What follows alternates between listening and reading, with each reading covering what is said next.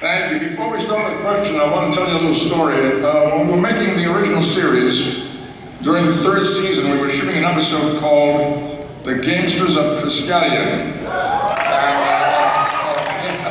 On a Friday afternoon, the producers called me in their office and they said, we need for Spock to do a song, to sing a song on Monday, and it should have an Elizabethan feeling about it. Is there a song that you can think of that we could use? And I said, well, let me think about it over the weekend. And over the weekend, I wrote a song called Maiden Wine. And I sang it on camera in the show. We filmed it on the following Monday, and it went something like this. Yeah.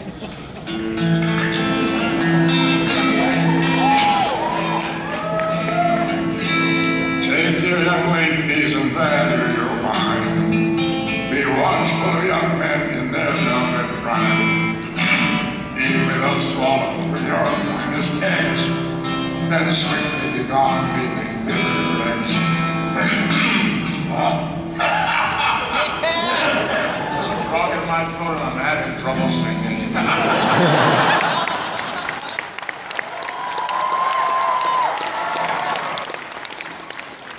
And often little and asked for so much. Love's in the breathless excitement of night, and in league with your treasure in cold morning light. Ah, cold morning light. With smiling words and tender touch, man offers little and asks for so much. You love in the breathless excitement of night, and in league with your treasure in cold morning. Ah, cold morning light. Ah, cold morning light. Ah, cold morning light.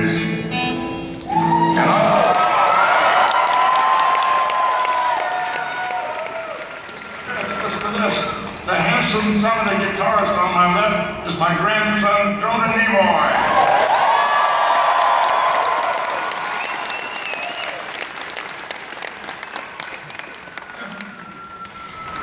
He's very talented, going to be a great guitarist. He's a very good guitarist now. Going to be great soon. Okay, let's have some questions. How you doing, Salt Lake?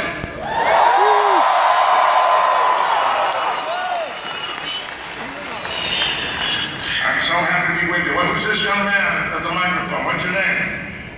Elon. Say it again. Speak into the microphone. What's your name? Elon. John? Elon. Okay, I got it. Where'd you get that hat?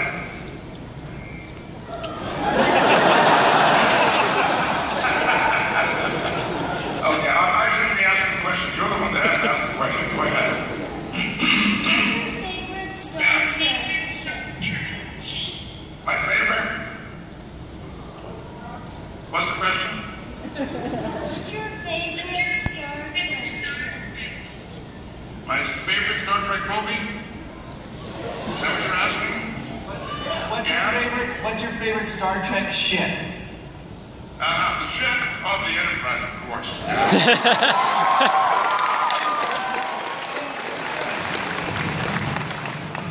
Okay. Yes, sir. Step right up and speak into the microphone, please. Hi,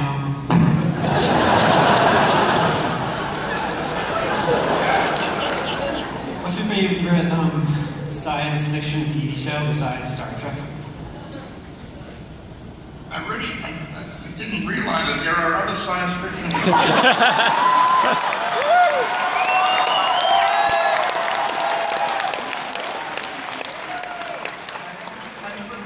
I never knew that. Do you have other favorites besides Star Trek?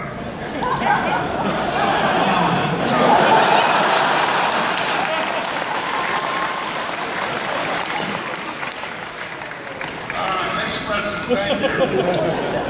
Hello, Mr. Nimoy. My name's James. I just was wondering if you could tell us a little bit about what it was like to work with Gene Roddenberry. Mr. Roddenberry, yes. Gene Roddenberry was a wonderfully talented, creative, interesting man. A very complicated man. We had an up and down relationship. We had a father-son relationship. Sometimes you get along with your dad and sometimes you don't. I always admired and respected him. He had a wonderful imagination. And he had a great and very sincere belief in the potential of mankind.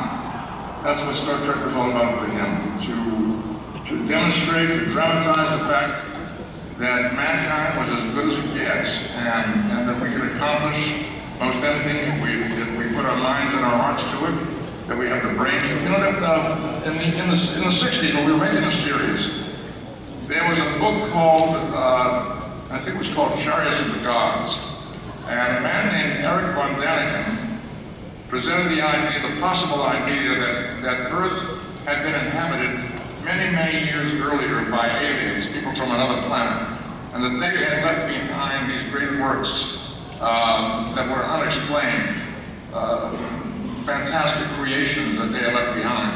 And it made Mr. Roddenberry very angry that people believed that. He argued that anything that was accomplished on this planet was accomplished by mankind. And anything that could be accomplished would be accomplished by mankind. He's a great believer in our future. And he gave us a wonderful gift when he gave us Star Trek. Thank you for the question.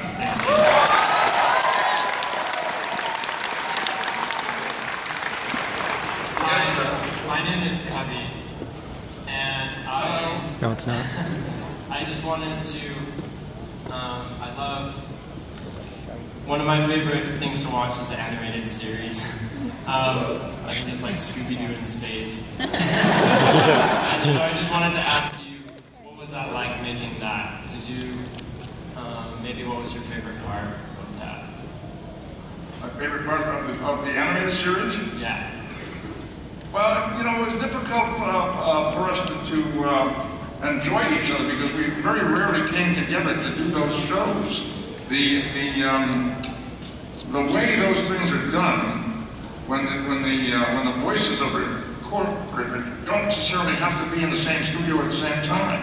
So, and I was doing a lot of traveling during that time, doing theater around the United States and in foreign countries and working in films. And they would send me the script with my dialogue, the lines that I had to record. And I could go to a local studio, someplace, wherever I was, whatever city in the United States or even in a foreign country. I could record my dialogue and send it to them. And they would lay it in on the image of Spock speaking those lines. And in many cases, I never saw or heard my fellow actors doing their performance. So it was a strange experience. It was so different from shooting the original series. I'm glad that you enjoyed it, but it was not the same kind of. We didn't have the same kind of camaraderie and chemistry that we had on the set when we actually acted together in scenes. Thank you for the question. Thank you.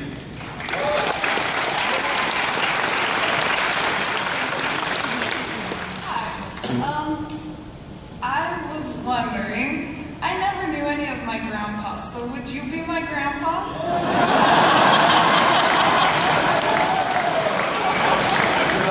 Have you been following me on Twitter? Yeah. Well, for those that don't know, I'm on Twitter, and I have offered to take on honorary grandchildren and honorary sons and daughters, for that matter. We have a gigantic family, and you are now part of my family. You are my honorary grandchildren.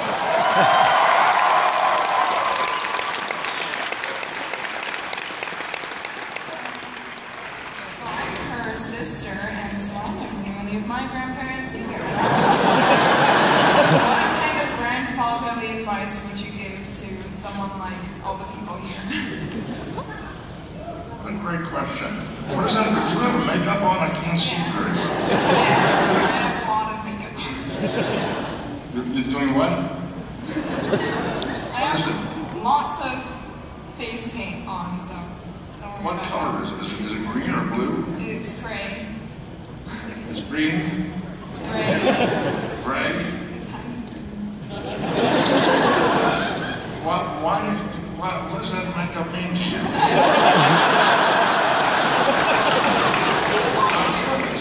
I think it's fascinating, if you're part of the expression, fascinating.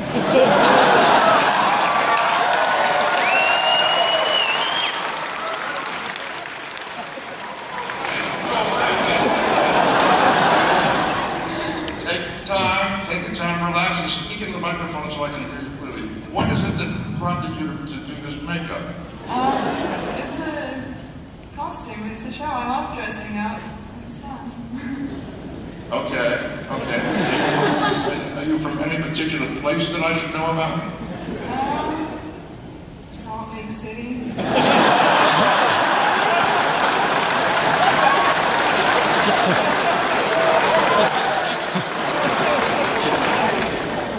What is your name? Sarah. Sarah from Salt Lake? Yeah. Okay, thank you, Sarah. Thank you. Hi, my name's Haley. One of my questions is, what was your favorite episode to shoot? How many questions do you have? Well, I'm actually going to show you my tattoo that's on my leg that actually is of Spock. Yeah. So, You want me to see a tattoo? Yeah.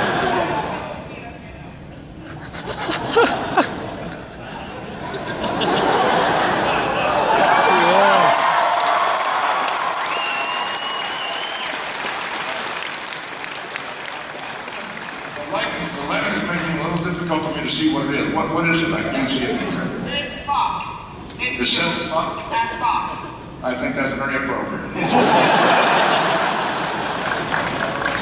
I was actually going to keep you around so that I could have you sign it so I can get it tattooed. I wish I could be there. I really do. But I'll tell you, this Skype thing is a blessing for me because it makes it easier to meet thousands and thousands of people that I would not get to meet otherwise. So I'm very happy to be here.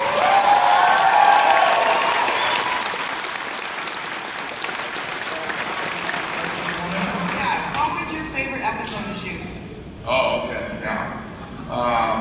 Well, when you say to shoot, I think as a director, because as a director I'm shooting film.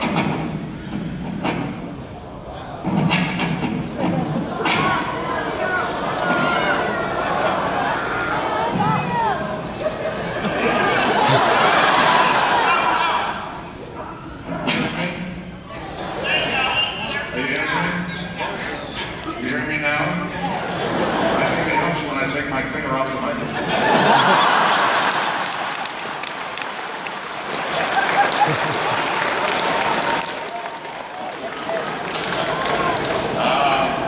I really enjoyed, I guess, the one episode that I always go to as being so meaningful to me was an episode called A Mock Time, where Spock has a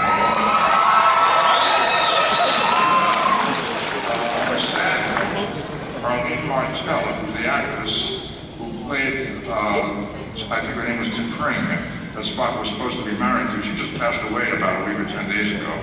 But a lovely lady. It was a very important episode for me because it was the first time that we were going to Spock's home planet of Vulcan, the first time we're seeing other Vulcans. We've never seen another Vulcan before. So, and it was a time, it was a beautiful script written by a great science fiction writer named Theodore Sturgeon. And the words "live long and prosper" were spoken for the first time in that episode. And this was seen for the first time in that episode.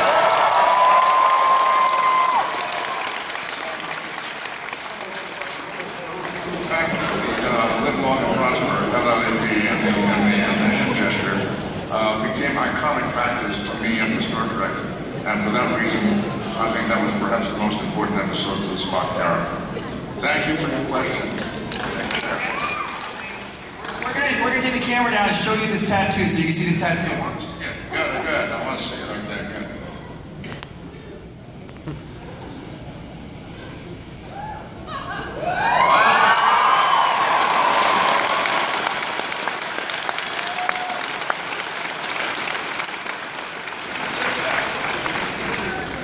Haley, is that your name, Haley?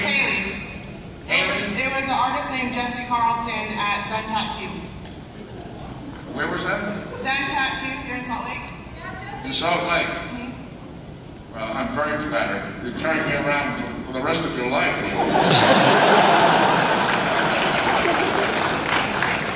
Okay, hi. Hi, my name's Amir. Hello, Amir. Good to meet you. Love your work. It's amazing. Thank you. So last year, William Shatner was here.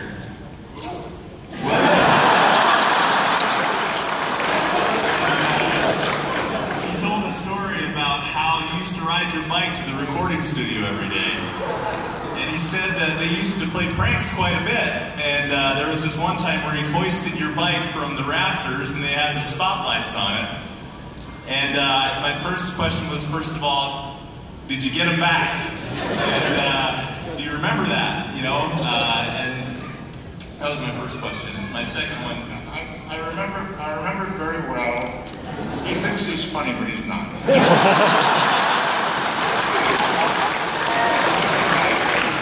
Matter of fact, you were able to turn the joke on him one time very seriously. I'll tell you this, if you want to hear the story, I'll tell it to you. Want to hear it?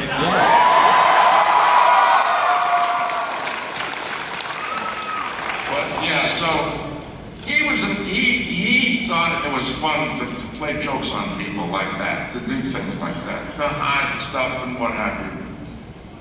DeForest Kelley, who of course played Dr. McCoy, was a DeForest had a very lovely habit of coming to work every morning, and the first thing he would do would be to go to the food table. We called it the craft service table, the food table, and he would get himself a muffin. He would slice it in half, put it in a toaster, press the toaster down and wait for the toaster to pop. And when he got his muffin, he would butter it and then have that with his coffee. That was his morning treat that he gave himself every day. Mr. Shatner decided that he was going to play a joke on DeForest Kelley.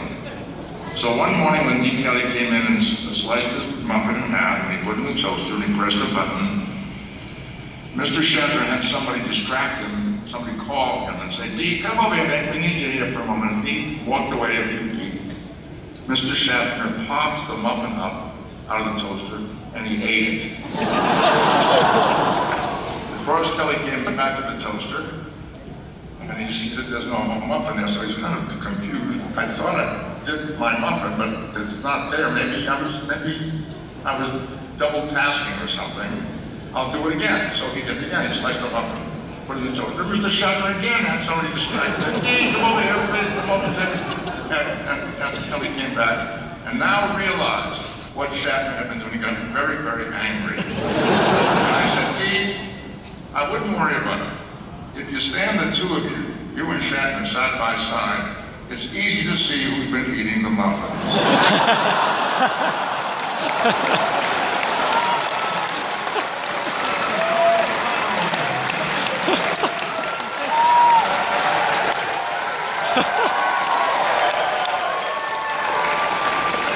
The other question I had was the Bilbo Baggins video.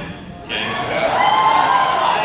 I have to admit, I love that. I actually saw it, but what was that like? What led up to it? What was that?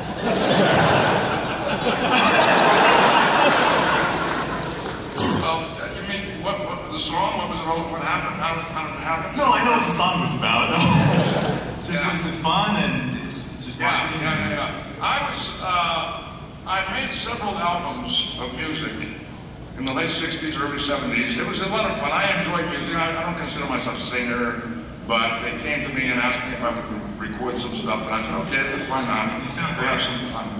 And a very talented gentleman named Charles Brion was producing these albums of my music. And one day he said, I've got this idea, and this was many, many years ago. This is over 40 years ago. And he said, there's these books about the hobbits and the Tolkien books. And he said, I've written a song that I think might be fun for you to record. So I heard that's catchy, and I read some of the Tolkien books and the material, and I thought that's kind of fun. That's all there was to it. I just went in the studio and recorded it. And it became this thing that people have been talking about for 40 years. I love it. Land of Shire, the big, brave little hobbit whom we all admire. That's it, you know. I had a good time with it. Thank you so much. Thanks for doing that.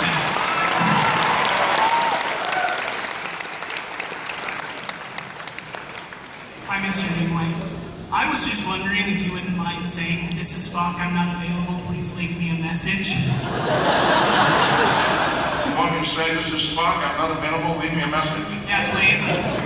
I just said it.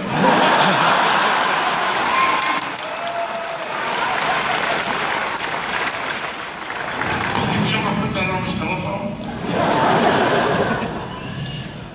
Maybe. Okay, hi, how are you? I'm good. My name is Lori. dad.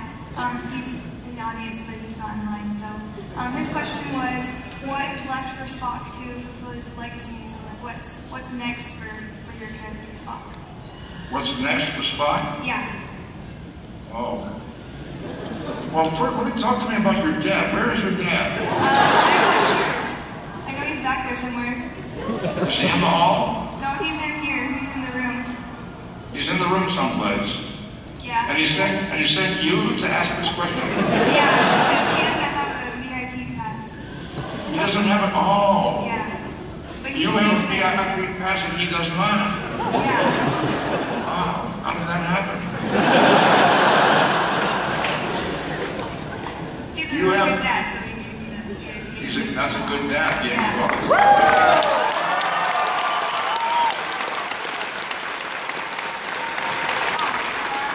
Okay, the guy that's down here, Dad, you can come up, he said. I don't know where you are. It's up to be a VIP.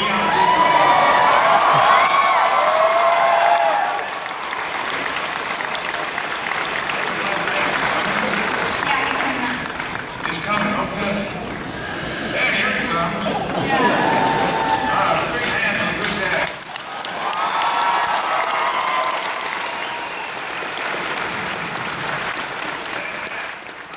The VIP pass to your daughter. Good for you. Good for you. Now, give me the question again. Give me the question again? Yeah. I was just wondering what was next in Spock's legacy. What is left for him to do, following from the beginning of the series all the way up to the latest movies? Yeah. Well, the last we heard from Spock, he was off doing his work as an ambassador, and I truly wish. I'm going to try to get in touch with him because we need his help right now. We need his help in the Middle East. We need his help in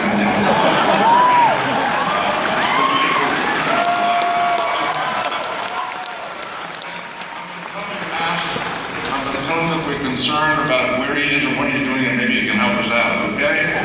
Thanks, Dan.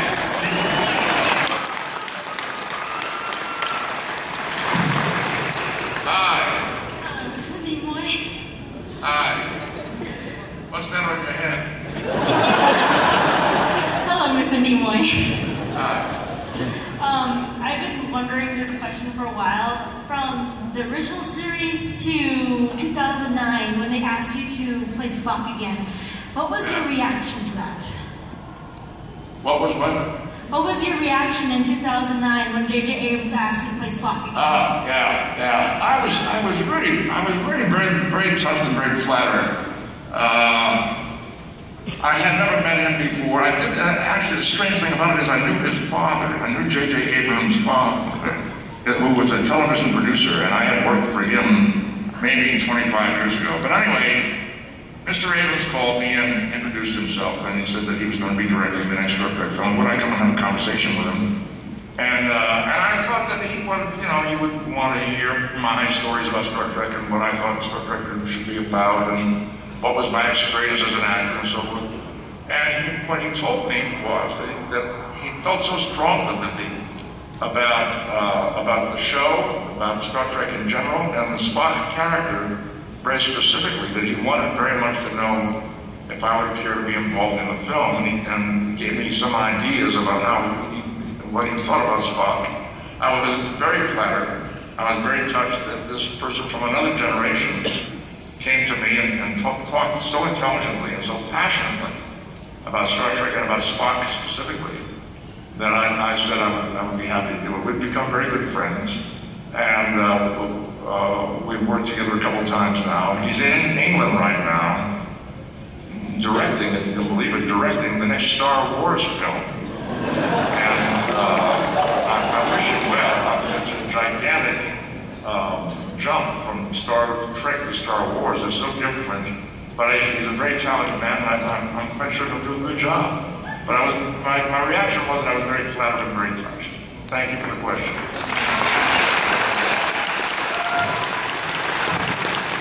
Hi, Mr. Nimoy.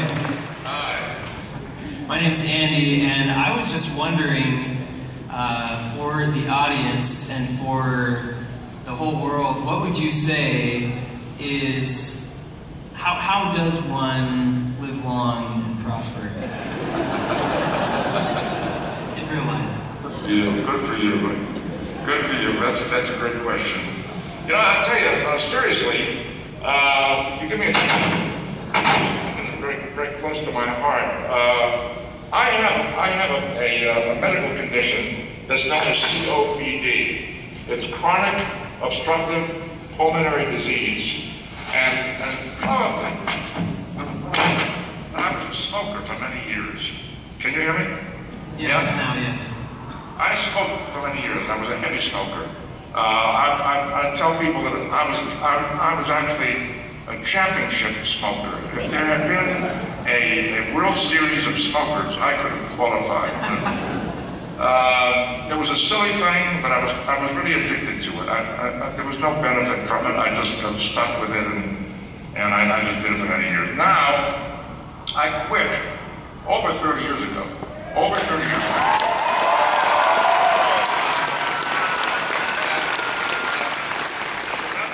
The bad news is that I did a lot of damage to my lungs during those years that I was smoking.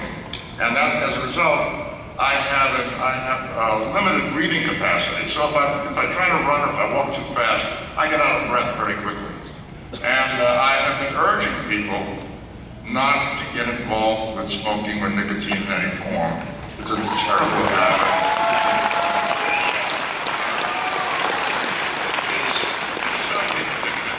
As a matter of fact, on my Shop LLAP website, we've been giving away buttons that say, I quit, LLAP, live long and prosper. So the best advice I can give today, first and most simple advice is don't ever smoke, and if you do smoke, try to quit as soon as possible because it's very damaging. Thank you for your question.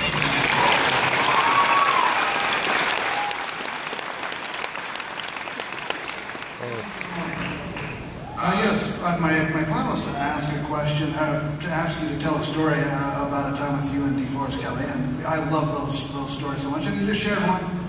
I was wondering if you could share a story, something like that about one of the other cast members, just a fun memory you have of anybody back in the days. Well, I love all of those people. I love them all. They're all wonderful people and very talented people. Nichelle and George and Walter, who we haven't mentioned yet. Nichelle Nichols and George Takei and Walter Koenig, all wonderful and talented people. George Takei has a very interesting documentary that's playing around the country now called To Be Takei. It's a very good documentary. It tells a very interesting story about the fact that he was interred in an internment camp during the Second World War. Many people probably don't know that during the Second World War, the American government rounded up Japanese people of Japanese origin who were American citizens and put them into internment camps in various places around the country for fear that they might be dangerous as Japanese spies or whatever because we were at war with Japan. And George lived in one of those as a very, very young boy and went through that sad experience. It was a very, very bad time for him. He's a very smart, very talented, very strong social activist, and I like him a lot. Walter Koenig was hired to play Chekhov at a time when the Beatles were hot. And the producers of the network decided that we in Star Trek should have somebody that sort of played to that Beatles audience. So they put a kind of a Beatles wig on Walter Koenig, and they hired him to play Chekhov. It had been suggested that we should have a Russian on the crew, so he was our Russian. He created that accent, he created that character. And they thought they were going to get somebody who could play to that kind of audience. What they got was an actor, a really good actor. Walter Koenig is a good actor. And any scene that he's in or was in any of the shows that he did with us, he always knew what his function was, and he always did a very good job. Nichelle, beautiful, smart, talented lady. To this day, I love her. All of those people, they're wonderful people. Besides, of course, Mr. Shatner and DeForest Kelley. I have great, great, fond memories and feelings for all of them. Thank you for your question. Oh boy. How do you like the ears? Can you hear me? You gotta hear me. name is Ken Curtis, and my dad died of advanced emphysema in 2006 from smoking. I also urge nobody to smoke, but since my dad died, would you consider adopting me too? Consider yourself adopted.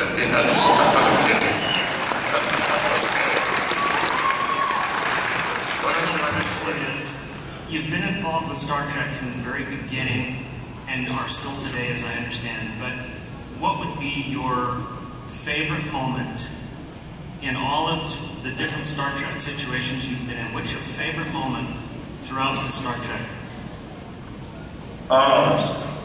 What a question. So many. You know that we're in September now. 50 years ago right now, we were preparing to film the first Star Trek pilot. We started filming in November, 50 years ago. This coming November will be the 50th anniversary of the beginning of the shooting of the very first Star Trek pilot. I think it might be interesting for you folks to know that when we made the first episode, there was a moment where we were on the bridge and we were being threatened by something that was dangerous, that was up on our screen. And as I recall, we would try to dodge it. It would be right there in front of us again. We'd go right, we'd go left. It was always right there in front of us again. There was a lot of tension and agitation on the bridge about what to do and how to deal with this thing. And Spock had one word to say. And they came to me with a camera, and I said, fascinating. And the director came to me and said, no, wait. Don't get excited. Be the cool, rational scientist. And I think that's the moment where I really understood what Spock could be about.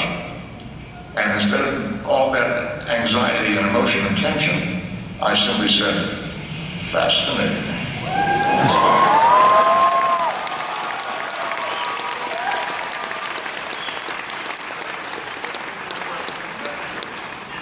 It's the way you said it. Fascinating. Thank you. Hi. Hi, Mr. Nimoy. My name is Devin. It's a pleasure. Hi. Well, I have a question. I understand that you had somewhat of an influence on the way that the great Vulcan greeting was handled, and basically what I'm asking is, how has your heritage influenced the way you acted